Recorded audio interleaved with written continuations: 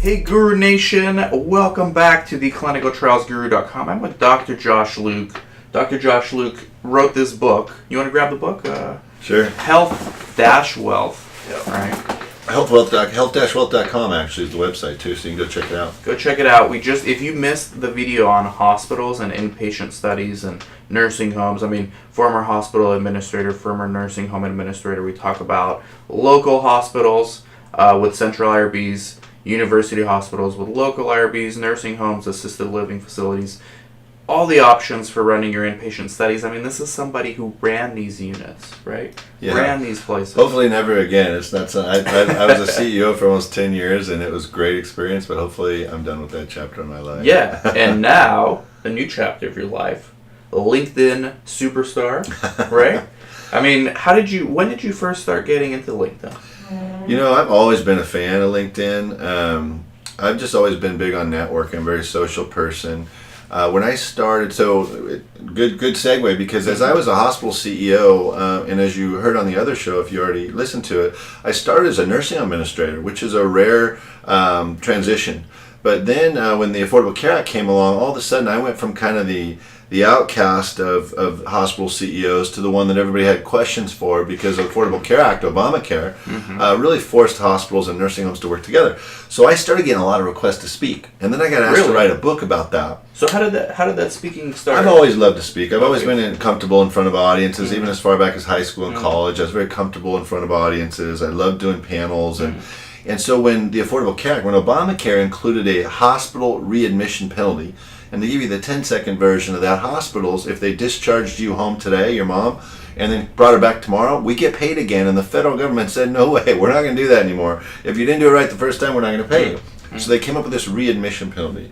And so I started speaking about that, and somebody from the American College of Healthcare Executives asked me if I'd be interested in writing a book on readmissions, because they thought my perspective in acute and post-acute care was interesting, and so I did that. I don't want to bore your listeners with too much of the healthcare piece, but I want to talk about LinkedIn. So what happened is, when I started getting requests to speak, I noticed that a lot of these speakers used LinkedIn and social media.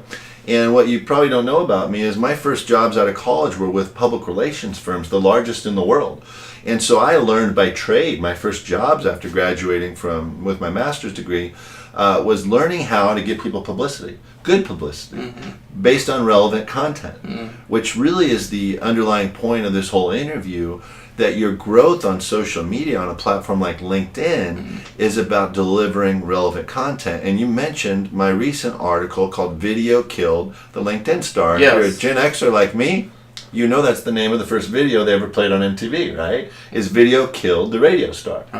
So that's why we chose that name, and I co-wrote it with a true LinkedIn star. He's a millennial. He's like 20 years old. He has 60,000 followers. He's 20? Yeah, his name's Manu Goswami. He's a Canadian guy, founded a company called Dunk. He's in New York City. He does social media for NBA players. Who doesn't want to do that, right?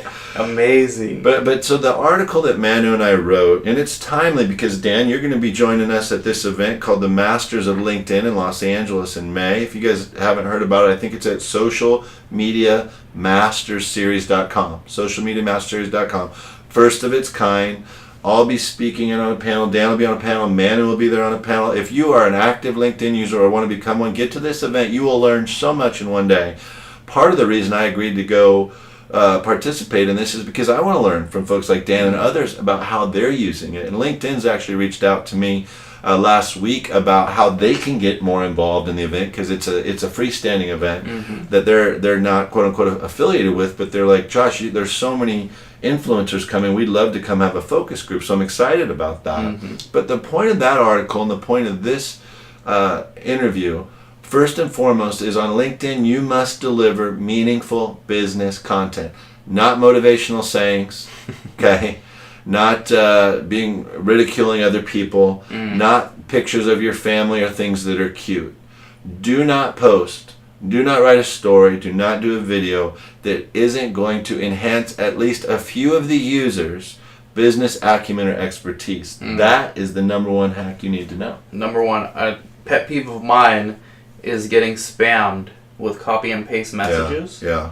Hey, help me out. Here's my CV. Yeah. Right? I get like 4 of those a day. Here's my CV. get me hired. So let's talk And about. I don't know this person. Yeah, let's talk about that. And Dan actually has gotten a couple of those from me, but there's a difference here, and I want to point it out. Doesn't mean he likes it any better, but when you're growing on LinkedIn, and this is what I learned. So let me give you the whole history before we get back to the copy and paste. About 2 years ago, and this gets back to your first question, is when and how did you start growing? About 2 years ago, LinkedIn had a platform where it would show you where you rank among hospital CEOs, among Arizona graduates. Right. And so I got a call from somebody who was one of the student campus editors for LinkedIn, which is a new program they have. Yeah. And she said, hey, I saw you're the #1 followed person at USC. And I teach at USC. And I said, really? That's big. That's cool. Yeah. So I went and checked it out. And you're one of the first people that pointed it out to me, too. You're like, dude, I saw you like number 4 or something in my whole network. And we can talk later about why they took that away. You were number 4 in my entire network, not just USC. Like, people. Your network, yeah. Well, that is because you probably had a Tony Robbins that was ahead of me, right? Gary Vaynerchuk. Right. Yeah, there's a couple people. And those guys are amazing, but it was still flattering to be in that top 10. I believe, and I've done some informal and formal discussions with LinkedIn when I was up at their San Francisco office a few weeks ago. My gut tells me they got rid of that because it became a popularity contest. Yep. But it was fascinating for a while. People were trying to hack it. Oh, they were hacking it, but it taught me a lot. I'm getting more than USC's football coach. Well, that's because it's LinkedIn. This isn't a sports site. You know what I mean? It's not Instagram or Snapchat. And I was getting more at the time than a couple of people at USC that had more than 100,000 followers, but it's because of my activity. This was more not so much about most followed, it was about who's most watches or views of your post is what it was. Yeah. So when they reached out to me and told me that, I actually called USC's campus editor, neat girl named Natalie Rizzo. I hope I'm saying it right. She'll be at the LinkedIn. She'll be at the event, and you can find her on. She's got a couple 100,000 followers now. Really, really neat girl. And she was nice enough to spend an hour. And again, we're back to buy her lunch. I bought her lunch. That's what I always say. Buy somebody lunch, and they'll speak freely with you, right? Yeah. She ended up spending 90 minutes with me, just teaching me. And you know what I appreciate about Natalie is she wasn't like this, overly cheerful, you'll do great, don't worry. She was very adamant about, hey, meaningful business content and grow organically. And that Natalie really impressed that upon me more than a lot of others who were like click, click, click, connect. And Natalie was like, I only want followers who I bring value to and vice versa. And I believe that her and a guy named Jim Rossi are good examples of if you deliver great content. Jim told me the other day he has less than 1,000 connections. He has almost 300,000 followers because he's a reporter by trade that sees it as a free subscription when you follow him. Interesting. So this is like a long-winded answer to your question, but after meeting with Natalie, and by the way, since then the popularity top 10 has gone away, okay? Yeah. But it was interesting to see and learn, and it was motivating at times. It was a gamification of... it was. Yeah. And LinkedIn, by design, changes the game on you every few months. Sure. And by the way, so does Facebook. Yeah. So do all of That's how they keep you coming back. Yeah. Because after 4 or 6 months, you're going to get tired of it. My article, I have had a couple people from LinkedIn already reach out. And one thing you'll learn, if you haven't already as an executive, when you're going to critique somebody's business model, make sure you're complimentary of it and tell them how much you love it before you do it and that it's coming from a place of love. And that's what we did in this story. And a couple people from LinkedIn reached out to me and said, thank you, great story. We appreciate your input on this. We are looking into it. They're not going to play their cards. Trust me, they're not going to tell you anything about what's next, okay? They don't even explain why they're making the changes they make when they do them often. But rest assured, the point of our recent story was my stories used to get 10,000 plus followers, and now they're getting less than 1,000 since they released video. I do video every day. I love video, okay? But there is now a people on LinkedIn who are saying literally the headline was perfect, right? Video killed the radio star, the LinkedIn, the writer. My stories, and the last line of the story, the joke was, well, I guess only 1,000 of you are going to read this anyway, so it doesn't matter. Right. And guess what? That story from 2 huge influencers, me and Manu, we both shared it, less than 1,000 followers a week later. I believe that LinkedIn will address this, but here's the bottom line. Is this their top priority? No. You know what their top priority is? To get you to come back multiple times daily, which is why they made this change. They got rid of what they called pulses, which would have been like a clinical research pulse and a healthcare pulse and a human resources pulse, where you would have gone to that and read all the stories you wanted to on clinical research. They got rid of that and went to what Facebook and Twitter are doing to get you to come back 5 times a day, which is trending stories. Mm-hmm. So now when you log into LinkedIn, on the top right, you're going to see what's trending and a hashtag. Hashtag, yeah. And you're going to also, on your app, you're going to see it right at the top, what's trending. Now, I'm not going to say they did this by mistake or by design, but what ultimately I think is going to happen, I think they had to force us there. And now that we're there, now they can go back and introduce Pulse. And say, and maybe they don't reintroduce Pulse. Yeah. But I do think people want to go on and what are the clinical research stories that are trending? You know what I mean? Or not even ones that are trending, but how can I connect? So I think their next platform change, they'll do something to strengthen the writer. Yeah. I have seen, as I've become more conscious of this, I saw a story yesterday from an influencer who says, I would like you guys to support me on Medium by subscribing, because on Medium you have to pay. I'll be frank, I don't use Medium. I'm not somebody who's looking to make a living off of writing. I am a journalism graduate. I thought that was interesting. I didn't think it was inappropriate. I follow his stuff on LinkedIn. I thought it was a subtle ask. If you like my stuff, can you come to Medium and subscribe? But I actually have been told that LinkedIn ultimately LinkedIn came to me and asked me to write, okay, about 18 months ago for their healthcare pulse. And several people told me eventually they're probably going to come back and charge you to write, and I don't know why I would pay. Yeah. But I actually don't think that's true, because that's what Facebook and Twitter did, right? They build you up and then take it away from you. Yeah. I think LinkedIn's business model, I've talked to several of their employees about this, is more about getting you to pay $99 a month to get enhanced services, which, by the way, are awesome services. Yeah. If you don't pay even a little bit for LinkedIn, you're missing out. You need to, particularly if you're looking for a job. You have the paid? Absolutely. It's called premium. Because I don't. There's different levels of premium. When you're looking for a job. Okay, yeah, let's talk about this, because probably half of my audience are people who are not interested in building a business. Okay. Okay, those half, they're watching, they get it, right? Okay. They have a research clinic, they're doing a lot of B2B. Okay. But the other half, and I often don't know how to talk to them because I'm not an employee, I don't know how to relate. They're people that want to be researchers, want to be CRAs, want to be coordinators. So you said this is particularly good for people looking for jobs. So if I typed in, if you're looking for a job and you type in clinical trials and a couple things come up, if you pay the fee, and of course when you're unemployed is the worst time you want to be told you got to pay, but I was told that and I did it, and then overnight when I would type in a job, I would get a few people's names that were very vague. Yeah. Overnight, I immediately had access to, this is the human resources director at that hospital. This is 3 other employees at that hospital in that department.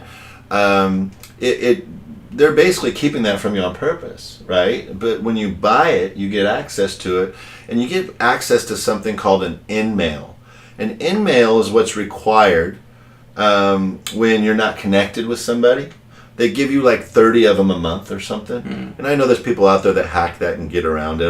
It's not my deal. Okay. But in-mail is when you're not connected to somebody, but if you can send a connection request with a little message, or you can, if you don't want to send a connection request, just say, hey, I saw that you work at this hospital. I'm interested in applying for a job. Here's what I did. I would say, I don't want to take up more than 30 seconds of your time, but would you be kind enough to share the name and email with me of the person that you know in HR that could help me with this?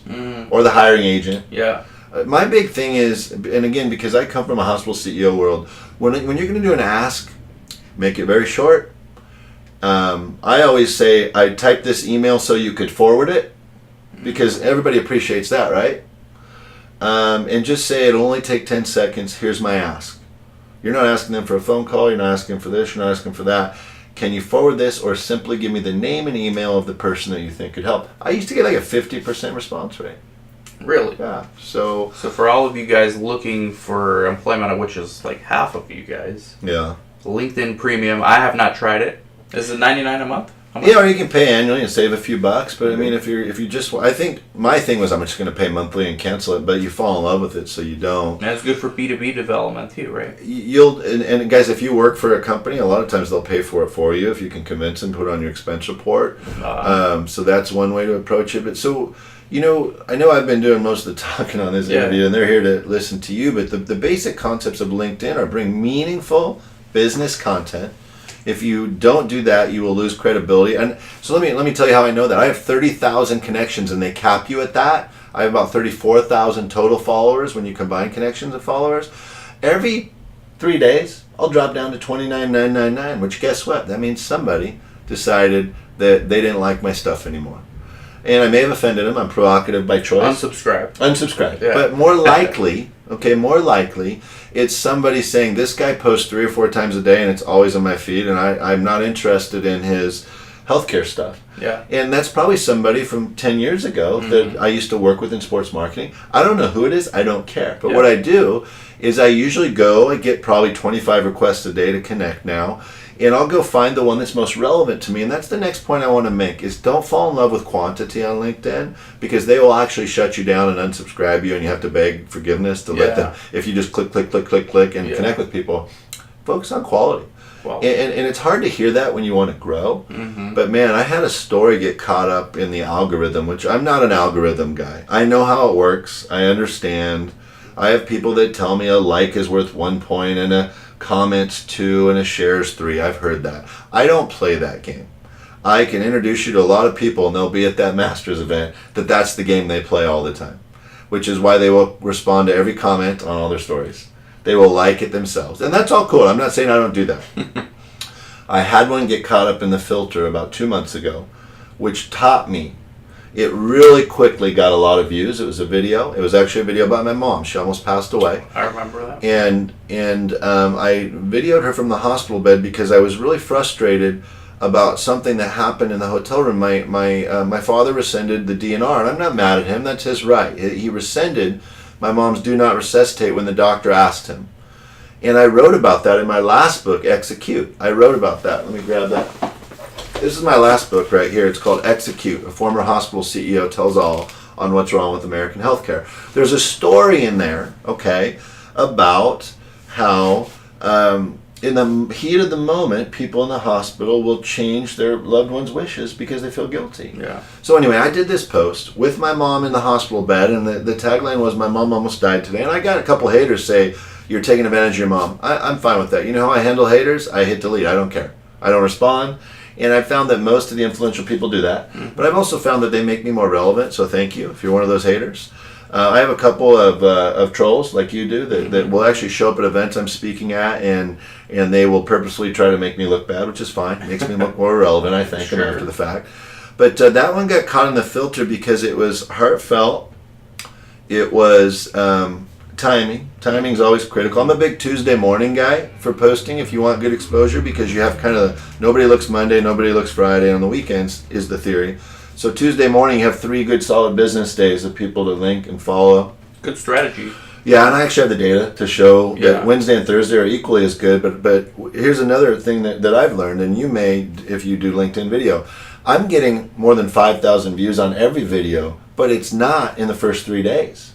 It's long term. Over the lifetime of it's the long term views that are really popping. So on that story about my mom, that video, it had more than 100, I think it's at 107,000 views last I looked. It got caught in the filter because lots of comments and likes and hope your mom's doing well. My mom she's back home now, but yeah, I learned about the filter because there was so much activity. It just stayed in the filter for 4 days. One of the things you do really well that I probably need to get better at is you don't just post your own stuff and then leave LinkedIn. Yeah.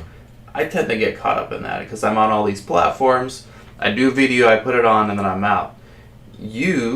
I'll reply to my own comments. Yeah. What you do well is you'll look at other people's stories and comment. I've seen your activities. And share them, yeah. I see an equal amount of you producing and then you responding to someone else's. Nothing to do with your own. So let's talk about that. Yeah. Because if you do want to grow on LinkedIn, that's one of the primary hacks I was taught by Natalie, okay, which is this. Gosh. And there's a great book.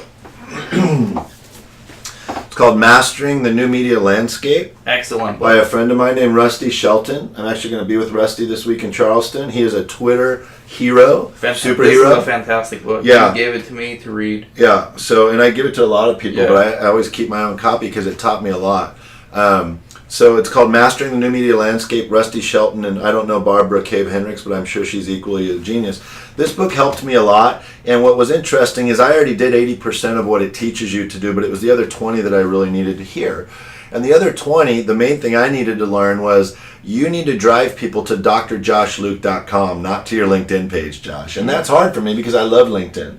And I'm active on Twitter, too. Twitter kind of takes on a life of its own. All of a sudden, there's 50,000 people following you, and you don't even know if they exist or not. Yes. You know what I mean? Yes. So I don't really spend any focus on Twitter. I spend it all on LinkedIn. But here's the point you made.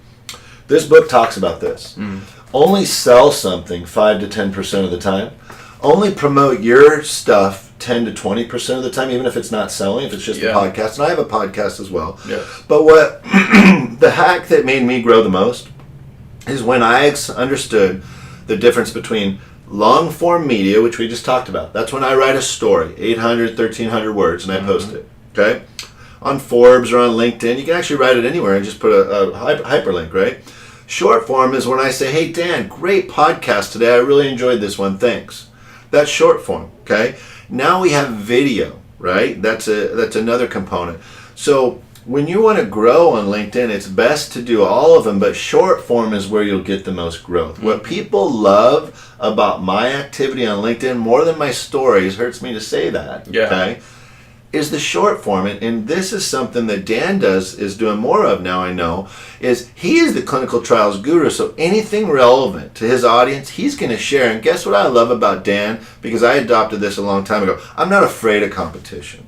I know you look to me for what you look to me for, and I know you look to him for what you look to him for. And I am not afraid of somebody else that wants to be the clinical trials guru, because I am that guy. And if his stuff is relevant or hers, I'm going to share and go, guys, check this out. And it helps the ecosystem. And I think people go, oh wow, I thought these guys were competitors. Dan's clearly not afraid of them, you know, and that's part of your even many of my podcast guests on my podcast, the Health-Wealth podcast. You can find that at health-wealth.com, by the way. But a lot of these guys, I say to them, people think we're competitors. Talk about that. And they go, we're all in this together. And there's enough for everybody to go around. And actually, you know, what one of my recent guests said is, all you do is promote me. And I'm like, yeah. And that's all I want to do, because there's only one Josh Luke and there's only one Dan Safara. So on LinkedIn, guys, if you want to be known as an expert in clinical trials, then anytime you see something on clinical trials that you think is relevant to other people in that space, click share, that right arrow, and make a relevant comment. Now, I'll get lazy sometimes and say great read or thanks, but when I can, and I'll tell you, this is what my followers, when I'm out speaking in public, every time at least one person comes up and goes, I love your stuff on LinkedIn. And you know what they usually love? Is my one witty comment, or let's get to the bottom line of this story, or this is so far from the truth, I can't even believe they published it. I'm very provocative, but they love me filtering the long story for them and saying, here's what you need to know about this story, and I love doing that. As we wrap up, Josh, I want to run the audience through 3 scenarios. How would Josh use LinkedIn to accomplish these outcomes? Okay. First one. Okay. I am a doctor, Okay. because you're familiar with many doctors, looking to start my own research clinic, and I want to connect with people from drug companies that can give me the studies. Okay. How would you use LinkedIn for that? So there's a feature, and tell me if you have it, because I think it's standard, called Others Viewed. And so if I go to Dan Safara's page, and I scroll all the way to the bottom, it's going to show me that everybody that looked at the clinical trials guru also looked at these 10 people. Usually 7 or 8 of them are pretty relevant to who you are. Sometimes it's just random. In fact, I bet if you went to yours, you're going to see mine on there because I'm active, right? Okay. And I noticed that today. Like, I'm like, why is that guy's on this person's? But it's because he's popular, you know. So that is an easy one, and I forget about that one a lot. Me too. That is such. And by the way, so let's say you pick out one of those and click on it. Now we're going to go do the same thing again. because now you're actually drilling down even closer. You're getting more specific as you go, right? So, and guys, I'm telling you, I'll screenshot that. My wife says, how come you have these million screenshots of LinkedIn's? Because I want to go back and look at this person later. Right. Or I'll screenshot all the people that liked your story. So now I just have their names, and you can put 10 of them on one screen. It just shows me their name on LinkedIn. Yeah. So that is, I think, you can also, they have a search engine, and you can type it in. But really, to me, is when you find 5 or 6 people that you're like, I need to meet more people like him, or this guy's going to have leads for me, go down to that others viewed thing. And connect with them. Absolutely. And look at, so if that person shares a lot of stories, go to all the people that are liking that story and commenting on that story. Right now, anybody, my book comes out in January, in 4 days, so I'm going to kind of speak in past terms here. Anytime there's a story relevant to my book topic, I'm freeze framing all the people that are tagged in it and all the people that are liked. And I've had podcast guests on my podcast, which is only 3 weeks old, that I've never met. I only saw their name in an email or on LinkedIn from somebody that I knew made them relevant. Yeah. And I talked to him. David Contorno was perfect. I just know him from LinkedIn. Yeah. He was my first interview for the podcast, and that's how I got to know him. Is he was constantly commenting and liking on stories relevant to healthcare affordability. Fantastic. Okay, now scenario number 2. I'm somebody who wants to get hired as a clinical research professional. I have a little bit of experience, not much. Obviously, we talked about LinkedIn Premium, so Josh thinks that's a must-have. Pay $99 for 1 month just to try it. Borrow it from mom and dad if you got to. Yeah, okay. But I would use the same hack there, which is look at others viewed when you find a location you'd like to work at. These HR folks are getting bombarded on LinkedIn, so I don't know. I do think it is the best portal for job searching, but I also think that just like media, when they seek me out to interview me, it's because of what I'm doing online that is visible, and not because I emailed them and said interview me. But I want to get back to the cold emailing thing that Dan asked about, because that's the answer to this one. Okay. Here is the cold email that Dan would appreciate more from you, which is, hey, looking for work in this field. I've attached my resume. You don't need to respond, but if you know of anybody, if you could forward it, I'd appreciate it. And if you do forward it, if you'd be kind enough to let me know who you forward it to, that'd be great. Tell Dan, I don't need anything from you, but if you're willing, here it is. And guess what? A week later, Dan's going to be doing a podcast interview and go, oh yeah, this guy just emailed me. That'd be perfect for you. Let me look it up in my LinkedIn inbox. It's happening. It doesn't go away. It always happens. Yeah. Because people get that email in the middle of a moment where they're busy, but they remember it and want to help out. People genuinely do want to help out. So that's number 1. But let me finish the thought earlier about the cold emailing. One of the hacks to grow, and I started doing this when LinkedIn asked me to start writing, and you can click on my stories and it'll say like 14 articles, and if you go back to the first one, you'll see 1,500 views, and the second one 3,000 views, and the third one I think went to 10,000. It blew up or something. But back then, I would think of anybody on LinkedIn that I'd seen on LinkedIn that was a friend like Dan, and I would copy and paste, but I always personalize Dan : return paste, and I've been doing that all day for my book launch yesterday and today, right? But it was a very heartfelt, hey Dan, I wrote this story, and don't just say, can you share it? Say, I would love for you to read it. And if you enjoy it, if you would hit the right arrow to share it with a comment relevant to your audience, I would really appreciate it. If I can ever return the favor, please let me know. Thank you. That's it. And I would calendar 2 hours, giving you some secrets here, and I would spam 300 people that I knew's inbox with that paste. Okay? And in the first time, Dan's probably thinking, oh, that's nice. I didn't know Josh liked me that much. That's cool. But then 2 months later, when I do it again, he goes, oh, now he's just using me. So I don't do that as often now. Right. But I also pick people who the story's relevant to. I don't need to do that anymore because of my growth. But early on, that's a huge hack. Huge. Now, what you don't want to do, and I had a comment on this. I don't think it was a story, but I got a lot of positive feedback from influencers. I called it tagging with a purpose.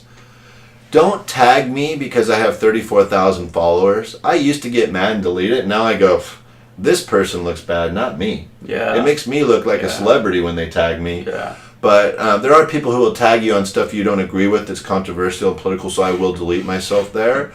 But if you're going to tag Dan, I wouldn't do it more than 2 or 3 times without saying, "Hey Dan, are you cool with me tagging you on stories?" And Dan's gonna say yeah, but otherwise you feel like you're being used, and people take note of that. They take it like a mental Rolodex. Yeah, Of like who's That's doing right. it. And next time they ask me for a favor, I'm gonna be like, "This person's using me." And I've had a couple people even this week that there's all these people that they'll tag all these people coming to the Social Media Masters event, and I think those people are actually okay with it because a lot of them want the growth. Yeah. But to me, and they're writing stories about my favorite person on LinkedIn is this person. You can see through those when they're not genuine. Right. I'll tell you the best person on LinkedIn to follow is Natalia Wachowski. She's out of Dubai. She's an amazing brander, life coach. She might not call herself a life coach, but I do. Motivational. She gets style. She gets content. She gets accuracy. She gets copy editing. She's a speaker. She's a coach. She gets it all. And I reached out to her 2 years ago, and this is another example of the power of LinkedIn. It's probably only been 18 months. Her and I have co-written a story. She all of a sudden decided to fly to LA for this event when I told her about it. I said, "You should be doing this." And she goes, "I'll do it satellite." And then she saw so much popularity, she decided to take money out of her own pocket and fly over as a birthday gift to herself. She is somebody that everybody can learn from. And I know you've seen her stuff too. Yeah. Thanks to you. A lot of creativity and Yep. just a brilliant. She's a millennial too, which I dig. I love the millennial creativity. So those are a bunch of hacks, guys. A lot of it's just common sense. But LinkedIn is fun. You can benefit so much from it. And I'll give you one last tip because I know I've been talking forever. I use LinkedIn on my phone as much as on my desktop.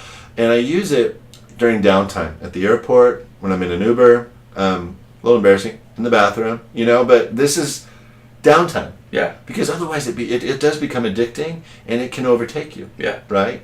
So it's like email. So if you pick your spots and use it appropriately, it works well. You said you had one more scenario.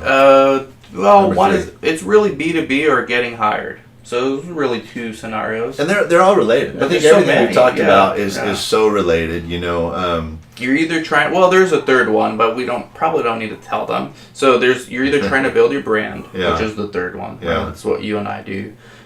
Get hired or get more opportunities. Right. Those are like the 3 big. Well, an opportunity. So let's talk about it. People say all the time, "Josh, so what's the benefit to you of having all these followers?" And I said, "Well, first of all, it's flattering, number one, but it means I'm bringing meaningful content. I'm a public speaker by trade. That's what I do. Yeah. I make the majority of my family's income for the year when somebody calls and says, 'Hey, Josh, can you speak for us? And here's how much it costs, and I got pay for me to get there. And I'm speaking all over the world. It's something I love doing.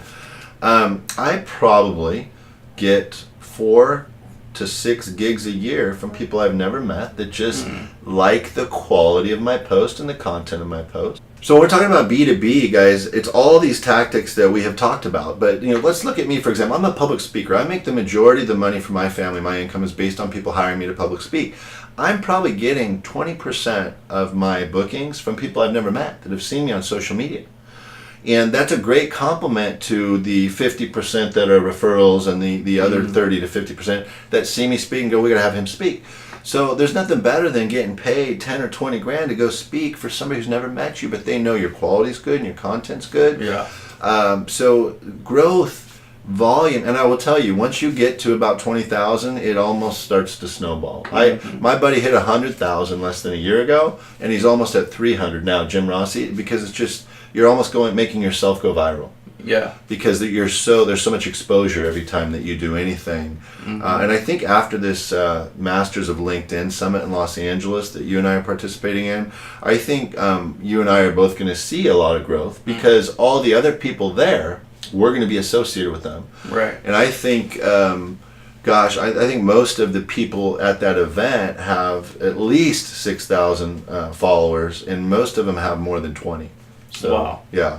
So if anyone's in the LA area, go there. What's the link for that? Socialmediamastersseries.com. It's called the Masters of LinkedIn Summit Los Angeles. It's going to be a fun event. I'm really excited to meet all these other people. There's Advantage Media is going to be sponsoring a dinner the night before. They just let me know, and you guys will find out too. The night before for all the influencers, it's pretty cool. So we'll all get to hang out, and then the next day at the event, everybody who wants to come and meet. I'm excited. I've never met Natalia. I've never met. Really? I've met several of them. I've never met Manu Goswami in the flesh. I'm looking forward to meeting Aaron Orndorff, who's a fun dude too, and then lots of people I haven't met. So any of those folks on LinkedIn that you've never met that you'd love to just meet in person, then you can find out what's the term the millennials use if they're a what's the fake picture when you're there's a TV show on MTV about somebody who uses a fake picture.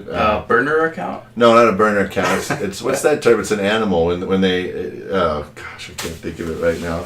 That's all right. Well, you know when they put a fake picture, they put their best picture at the right angle up there. Oh, okay, yeah. so anyway, so hey, thanks for having me on the show. It's been fun. Thank you, Josh. Let's show the book one more time. So this is the book that comes out in January, Health Dash Wealth. By Josh Luke. Type that in on Amazon. If you want to follow me on LinkedIn, it's Dr. Josh Luke. And I'll look forward to connecting with you on LinkedIn. Hit follow on LinkedIn. They don't allow me any more connections, but I'll follow you back. It sends me a notice. Follow back. If you buy the book on Amazon, Health, Wealth, send me a receipt, and you'll get 10-minute Skype call, Cool. Snapchat Thanks. call, whatever it is you want, however you prefer. With me, we'll talk about anything. You want to get hired? I won't hire you most likely, but I'll give you tips, right? And I'll do a social media post too. For anybody who emails you their receipt, and he puts you on, when he does it, I'll do a little post like, hey, check out this little interview. Ooh, that's That'll awesome. be fun. All right, thank you, Josh. All right, thank you, thank Guru you. Thanks for having Nation. me. Take care and get on LinkedIn, right? Yep. Bye-bye.